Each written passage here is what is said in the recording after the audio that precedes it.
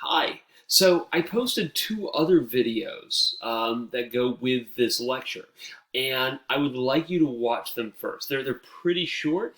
They're just kind of a primer for what we're going to talk about today a little bit. You see kind of an amusing take on the Pilgrims and Puritans, and then you see a serious take, a reenactment of a quote, or really almost like a monologue delivered by a Pilgrim leader by the name of William Bradford. Um, the second video is a clip from a show called The American Experience. And the actor there is Roger Rees. And, there's not very much substance to that second video. Some of you who probably watched it were like, what the heck? What did I just watch? And it's really just to kind of get you in, kind of get you immersed into just some of the things we're going to talk about today. One of the reasons why I love that particular clip is one, you get a sense of how intense the Pilgrims and Puritans were. Roger Rees, the actor who portrays William Bradford, does a fantastic job there. But you also get a sense of how people actually talked during the 1600s. Basically about like that. In other words, kind of like a pirate to a certain extent. So that gives you kind of a good sense of immersion, I think, for what we're going to talk about today. So we are going to leave the Chesapeake and actually go up north to New England and talk about the settling of Massachusetts. That's kind of where New England sort of gets its start. Massachusetts is settled first, and then you have the formation of other colonies around Massachusetts. So if you remember, Jamestown is formed by young single men for the most part, and everybody is basically just trying to make a buck. There's no let's say there's no religious objective. There's no, philosophical objective. Everybody is going to the New World really just to make some money. And for many of the people who go there, there's not necessarily the expectation that they'll stay there forever. Um, New England is very, very different. And so I think you've already kind of gotten an introduction to the Pilgrims and the Puritans at this point. I'm going to use those terms interchangeably, by the way, but for the most part, they mean the same thing. Um, One of the things that you guys probably are already aware of from the Scarlet Letter, among other things, is that the Pilgrim and Puritan is kind of a stock character in American imaginations. And if you couldn't tell from the Studio C video, the Pilgrim and Puritan is not really a figure that's admired. We have this idea that the Puritans are really stuck up. They're not fun. They want to accuse everybody of being a witch. The Puritan doesn't really, let's say, the Puritan is not a celebrated figure in American history. There is a famous writer in the early 20th century by the name of H.L. Mencken, who writes that Puritanism is the fear that somebody somewhere is having fun. I'm paraphrasing that a little bit, but that kind of gives you a sense of how the Puritan is perceived. They're a Debbie Downer. They're, a party pooper, for lack of a better term. So here's what I want you guys to do. Take everything you know about the Puritans, everything you know that you've gotten from books or TV shows, and just set that to the side. And some of you might be like, well, Mr. Dry, I don't know anything about Puritans. So if that's the case, good. You're ahead of the game because a lot of times I find that we have some funny ideas about who the Puritans actually were. And I find them absolutely fascinating because of all the contradictions they have. And for some people, if you're that type of person who still thinks that history classes, social studies classes are about memorizing terms and regurgitating them for tests, the fact that there can sometimes be contradictions in history might seem a little, frightening to you. But for me, whenever you have contradictory information, I think that that's when history actually gets to be a lot of fun. So let's talk about some of those contradictions right quick. So on the one hand, Puritans are supposed to be sticklers for morality. Um, you that they're supposed to look down upon sexuality.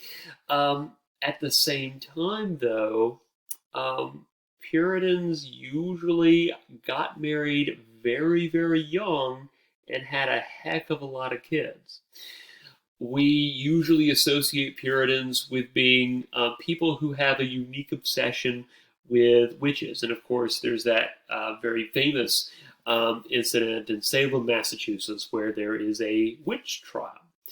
Um, but what we can kind of forget is that that happens at the very end of the 1600s. And this is in a Europe that's, still burning witches, where non-Puritans are burning witches. It's also in a European world where people are killing each other, not just for being witches, but just for being a different denomination of Christianity. So people, but I hate to say this, but it's kind of the norm in the 1600s for people to kill each other for religious differences. And the thing in Salem is the exception that actually proves the general rule that for the most part, let's say witch burnings were kind of rare. We also have this image of Puritans as being fundamentalist, of people who read the Bible literally and are suspicious of science and learning, education in general. And yet, these fundamentalists, and to be honest, they were fundamentalists. They did take the Bible literally in some respects, but these religious fundamentalists are also the same fundamentalists that found the university or the colleges and later universities known as Harvard and Yale. Maybe you've heard of them. And in fact, one of the other things you're going to find is that many of the Puritans also become leading figures in the Enlightenment and were actually pretty impressive scientists to a certain extent. Especially, by the way, in the fields of inoculating themselves against things like smallpox. So they're actually incredibly bright people for the most part, people who sort of took education very seriously. But if there's any contradiction that is truly mind-blowing, it's the fact that if you look at the Pilgrims of the Puritans, their theme in U.S. history is that they're the first English settlers that are settling not necessarily to make a buck like the settlers in Jamestown, but instead to practice their own religion. So one of the things that you see in the Bill of Rights of the Constitution is Amendment 1, which guarantees freedom of religion. So this is the first time that we see this idea. And it's obviously, being in the First Amendment, it's something that Americans kind of take for granted.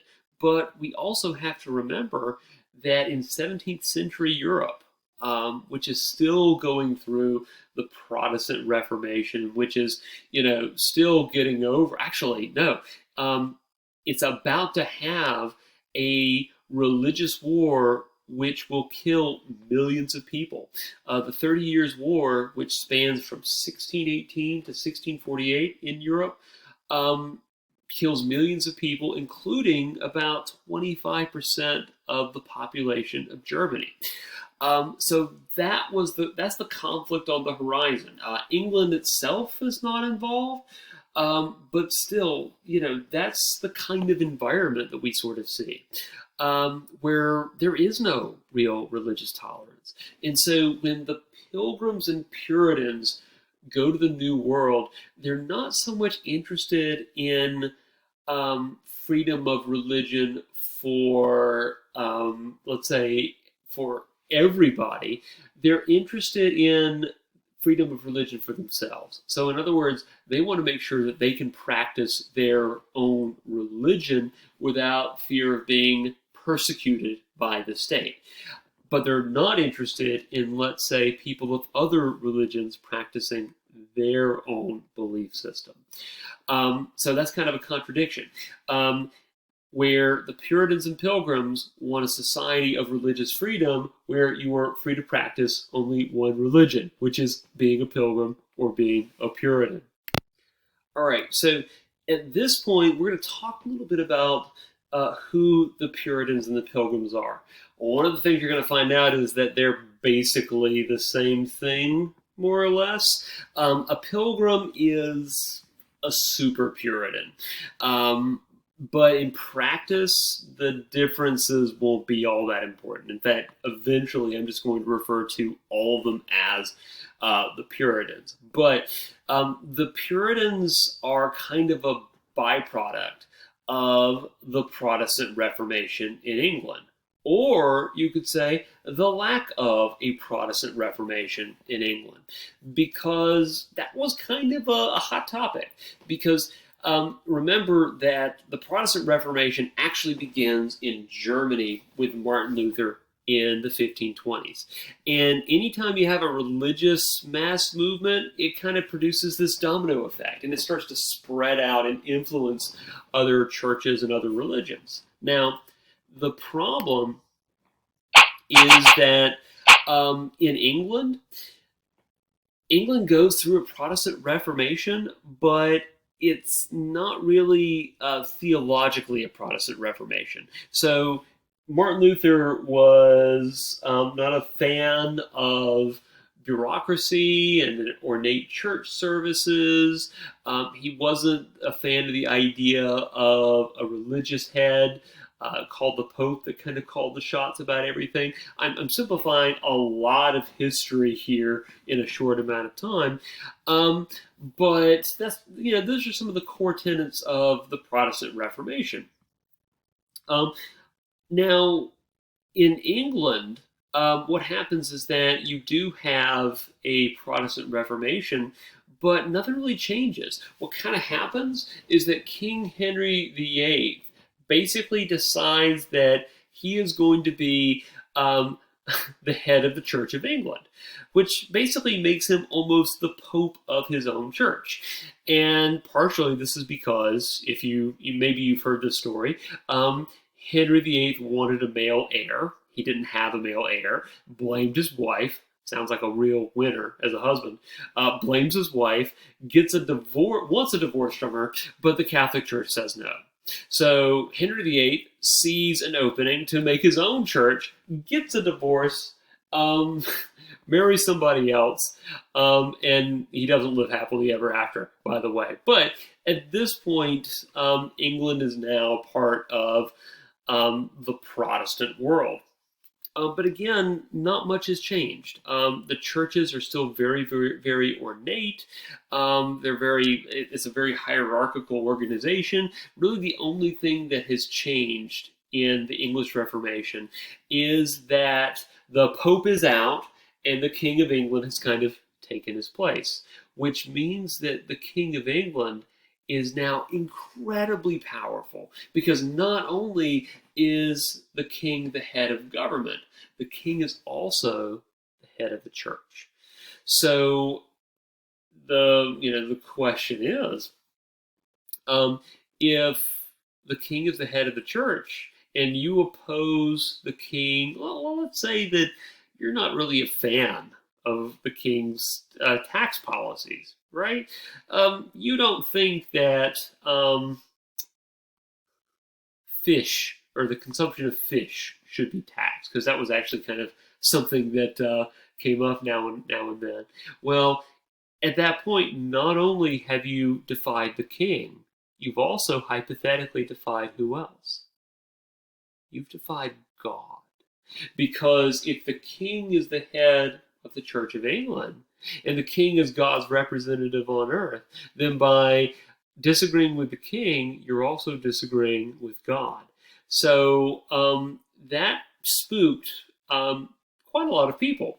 And kind of the trend of Protestantism, at least if you look at Martin Luther's followers called the Lutherans, or John Calvin's followers called the Calvinists, is to kind of separate the power of church and state from one another. So what happens is that, like, if you're part of Team Protestant and you believe the Protestant Reformation should actually mean something, you're going to be disappointed by the English Reformation. And that's where the Puritans come from.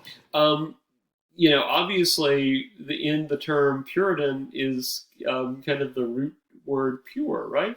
And that's because the Puritans want to purify the Church of England from Catholic influences.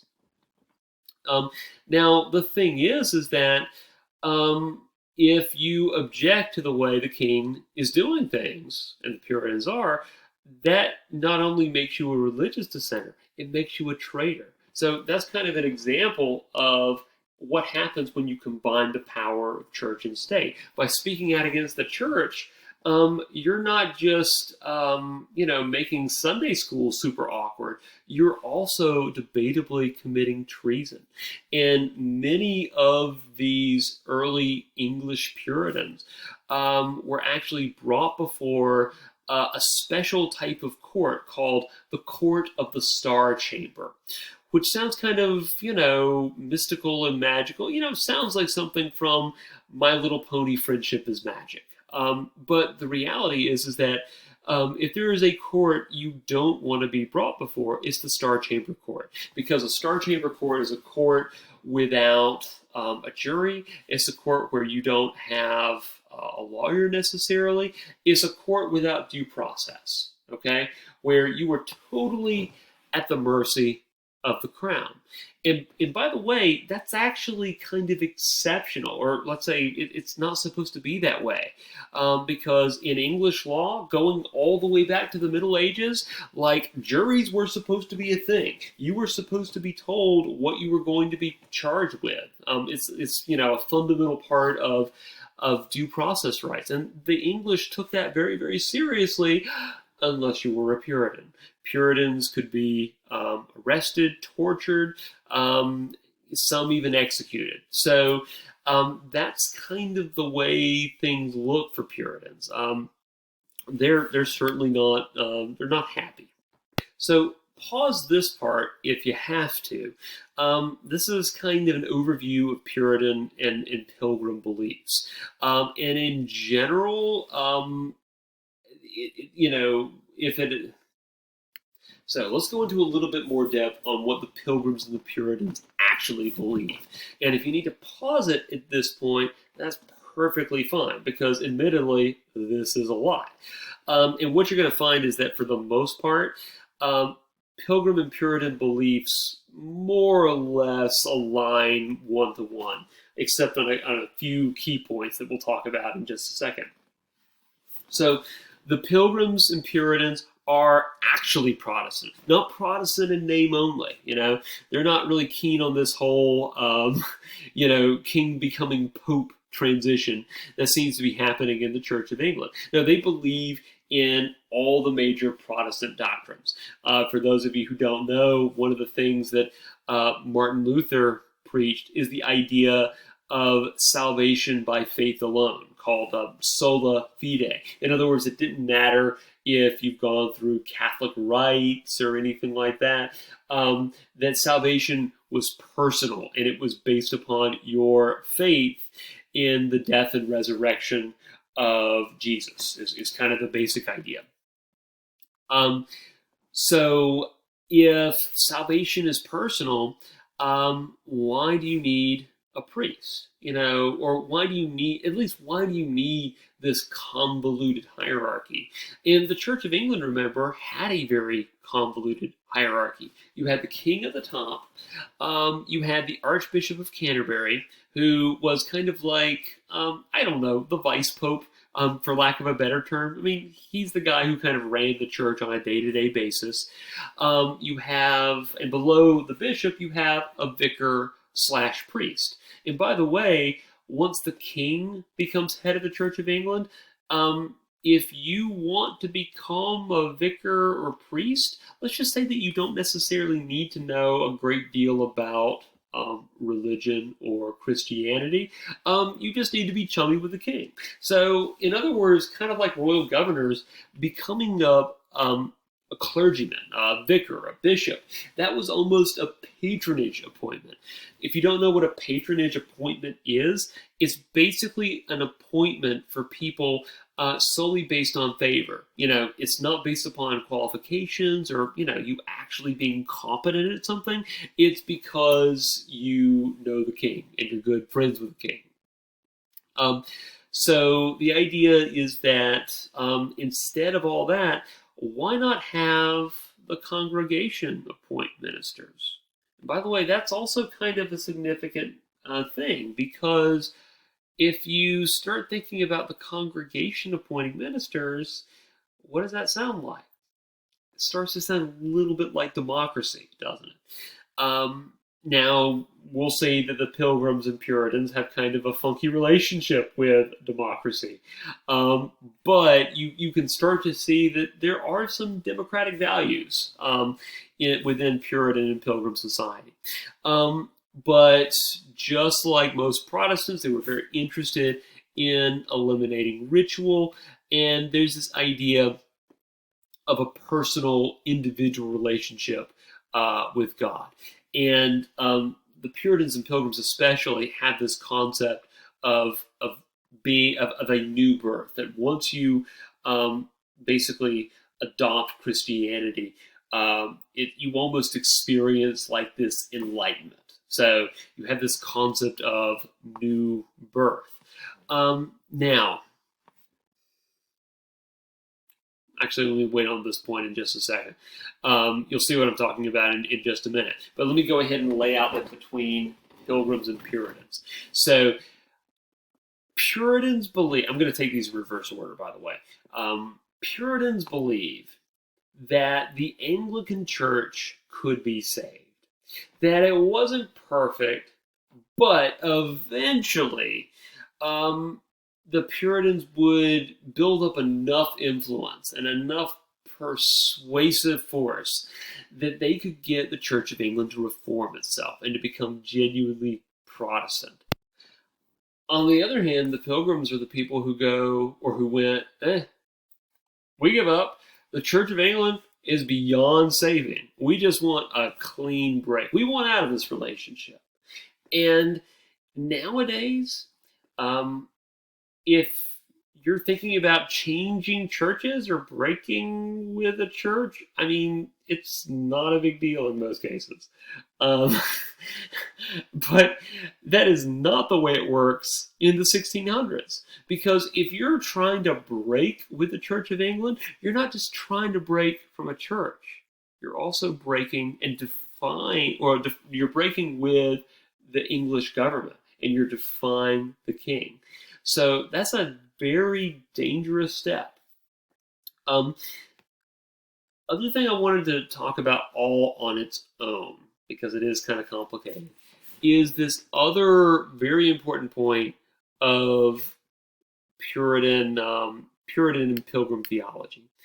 And that is the idea of predetermined destination, or sometimes we'll refer to it as predestination. Now, again, this is not a theology class, and even though theology, at least this type of theology, does play a very profound role in American history. So, if you get confused by this, that's to be expected, because this is a confusing doctrine. So just listen to it, and if you have questions, maybe bring it up during class because, again, it is pretty complicated. So, Calvinists these are Protestants who follow the teaching specifically of John Calvin. Um, they believe in this concept of predestination or predetermined destination. And just to give you guys a little idea about what this means, John Calvin reasoned that God was omnipotent, right? I mean, I think that's, in most Christian churches, that's kind of a point that's not very controversial. The idea that God is all-knowing. But of course, all-knowing means that you can see the future, right? So the question is, if people can be saved, if people can achieve salvation that will allow them to enter the kingdom of heaven and allow them to escape hell, the question is, wouldn't God know who is going to be saved and who is not going to be saved? And if God knows who's going to be saved, then what does that mean for free will if God already knows what the end game is going to look like? So John Calvin reasoned that what actually happens is that God selects people for salvation at the beginning of time. Now, if you are selected for salvation, you are a member of what is called the elect. You are a person who has been saved. Now, and this is kind of well, it's one of the points that sometimes confuses people. There's this idea of Calvinist karma. So, if you're a member of the elect, if God has selected you for salvation, then good things should happen to you. Members of the elect don't get hit by buses. They don't stub their toes in the morning. Good things happen to people who have been selected for salvation. Now, there are some profound consequences for this, because on the one hand, Puritans don't like ritual. They tend to emphasize being frugal. But at the same time, if you're a Pilgrim or Puritan, God is not supposed to look favorably on you driving a Porsche. But at the same time, can you be poor and be a member of the elect? Not really. I mean, you don't have to be rolling in dough exactly, but you should be able to provide for your family. You should have a house. You should have the material possessions that are necessary to ensure that your family enjoys a decent standard of living. And if you don't have those things, guess you haven't been saved. So it means that the Puritans, interestingly, have this belief that you need to work very, very hard to have a good lifestyle, to have a lifestyle that's secure. Because if you don't, well, maybe you're not saved. It sounds a little complicated, and that's because it is. But think about this. We talked about the fact that the settlers of Jamestown were solely focused on themselves. They were solely focused on finding things that they could sell and making a buck. And not interested, by the way, in growing food. So here's the genius of the Pilgrims and the Puritans. Here's a group of people who are not interested in making a buck and solely focused on providing for their families and their communities, because that's a sign of being part of the elect. So in other words, this is, a behavior or a belief that kind of has people scratching their heads in England. But if you think about the colonies where people are worried about food and starvation, that kind of thing, suddenly this belief system is well suited to some of the problems that the Puritans and Pilgrims will run into. So, um, other consequence of predetermined destination, though, is that if you are a member of the elect, that should make you eligible for being a member of a church.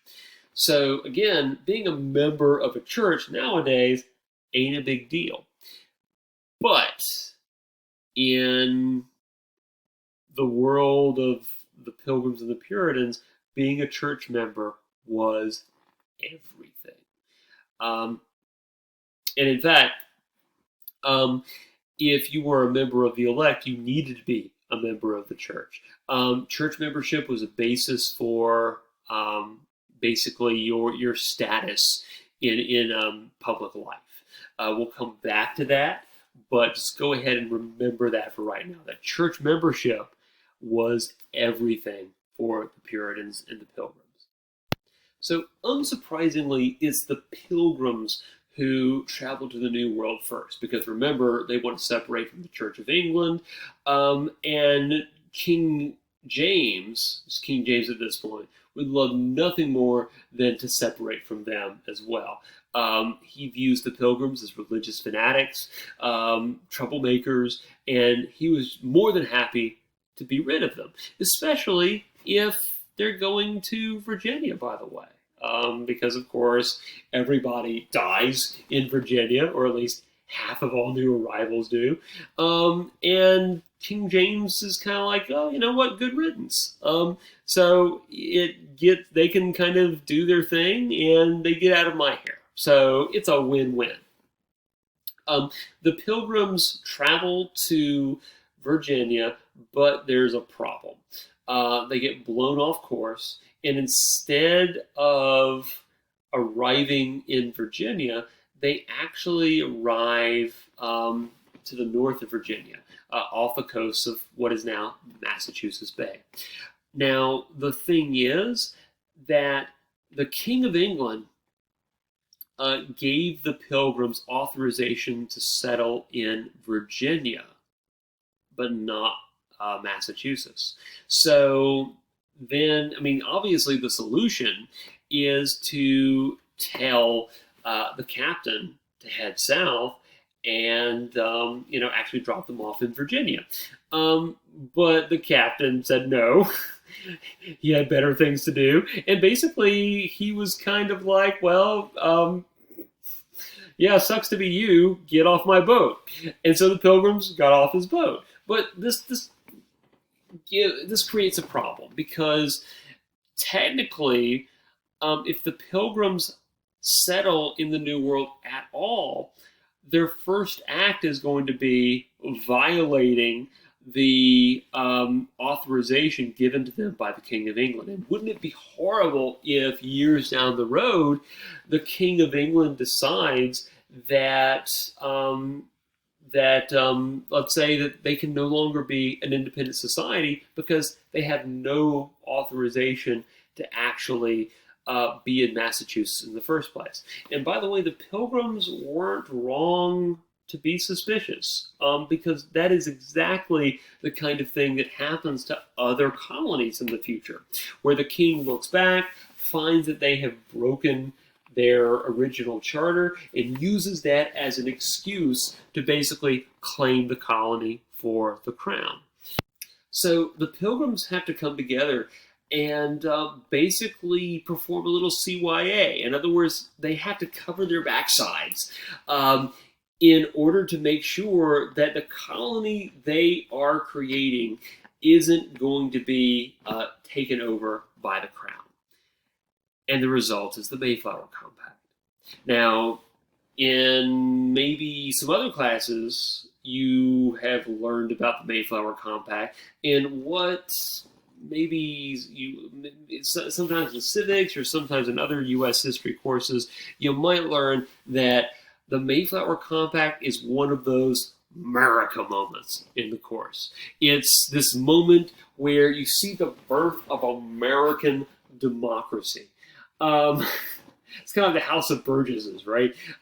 It's the first legislative assembly in colonial America? Well, the Mayflower Compact is supposed to be this, like the civics definition is that it is this early example of constitutional government.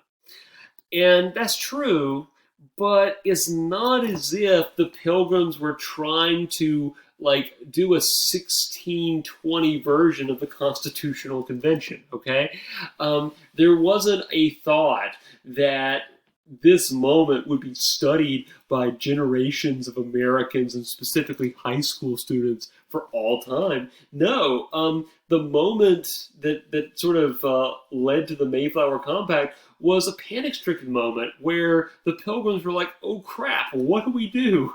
How do we fix this situation?" And so, what the Pilgrims do is in the Mayflower Compact, and this will be clear when you read it because I've attached a link to the text of the compact. It's a pretty short read, by the way, because the Pilgrims have got other stuff to do. But basically, the compact goes something like this: "Well, shucks, we messed up. We know we're not supposed to be here, but we're going to come together as free English subjects, claim the right as free English subjects to come together and try to make the best of this, to create a society with a functioning government until such time as the king comes in and tells us different."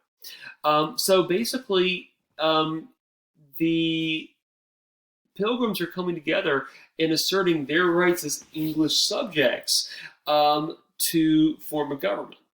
And so this is, again, one of those moments which is arguably very, very significant, but you should also kind of be aware that the Mayflower Compact is kind of similar to the House of Burgesses.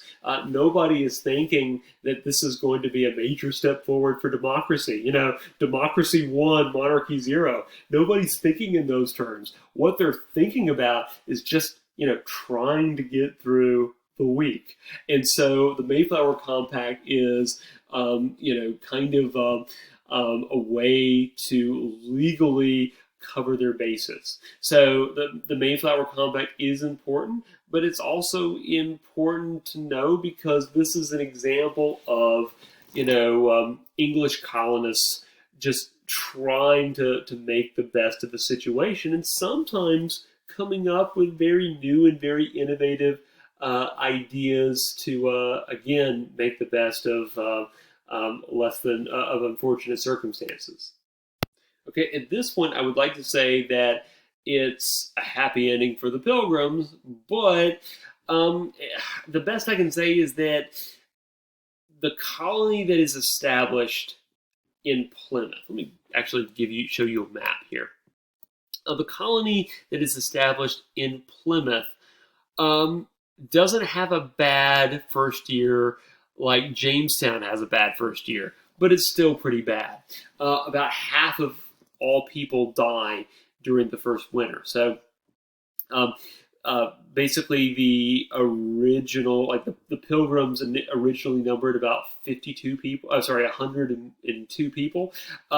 It goes down somewhere in the 50s by the end of that first winter.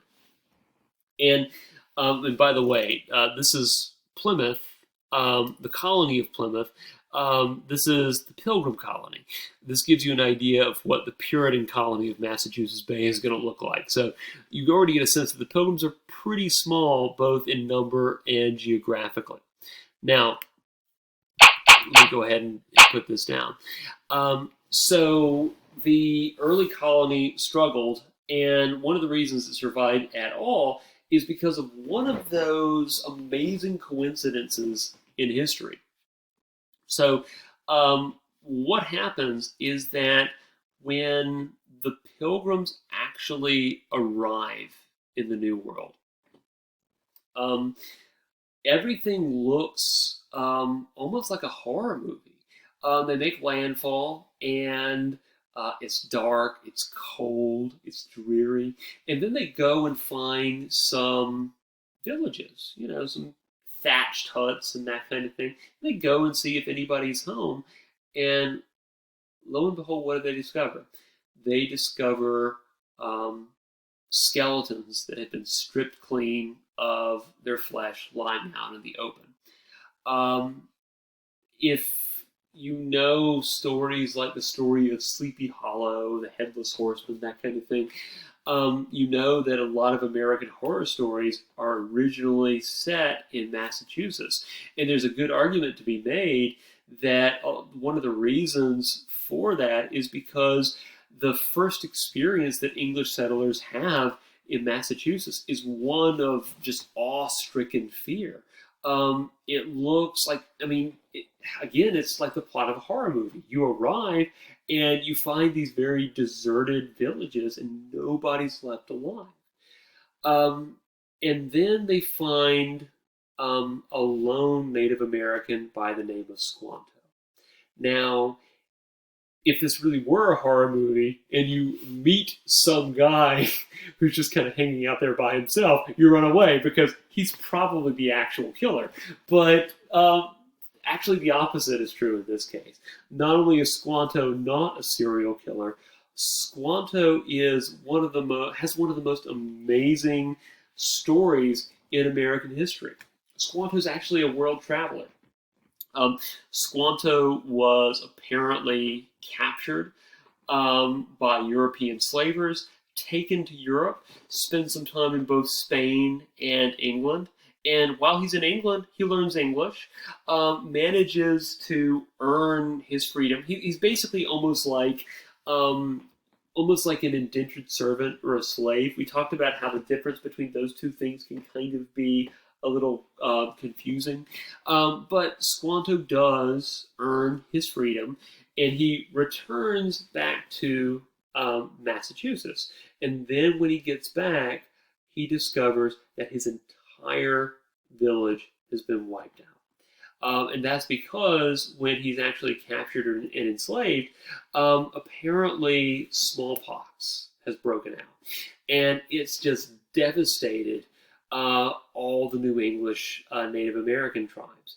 And so there's almost like this touching moment when Squanto and the Pilgrims meet each other. The Pilgrims are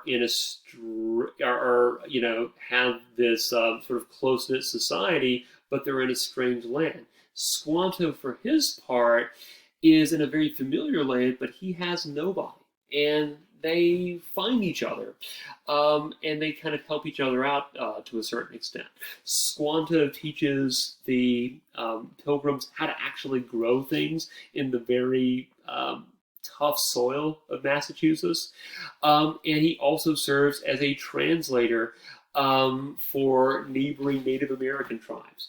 And it has to be said that, one of the things you'll kind of see about some of the other English colonists is that they could have very harsh attitudes towards the Native Americans. But William Bradford, who's the governor of the colony of Plymouth, forms this lifelong friendship with Squanto, and is genuinely devastated when Squanto later passes away.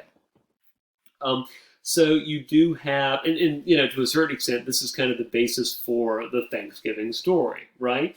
But what is kind of interesting is that the Thanksgiving feast is a feast that's held in commemoration of a victory over a hostile Native American tribe, where basically the Pilgrims ally with another Native American tribe, the Narragansett, and they fight against another hostile tribe. And this is something else that you kind of see Europeans do, where they try to, in many cases, divide Native American tribes against each other. So what happens is that the population of Plymouth kind of stabilizes, and eventually the colony becomes self-sufficient by 1630. But nobody cares. And nobody cares because ultimately the few hundred pilgrims in Plymouth are going to be overshadowed by tens of thousands of Puritans that set up shop nearby. And that's what we'll talk about next time.